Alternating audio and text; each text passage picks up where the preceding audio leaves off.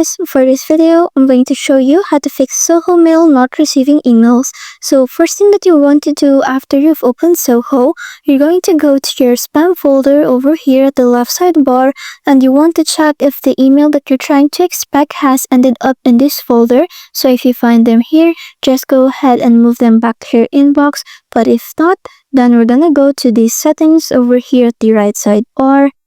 Then you want to scroll down over here at the left side until you see filters.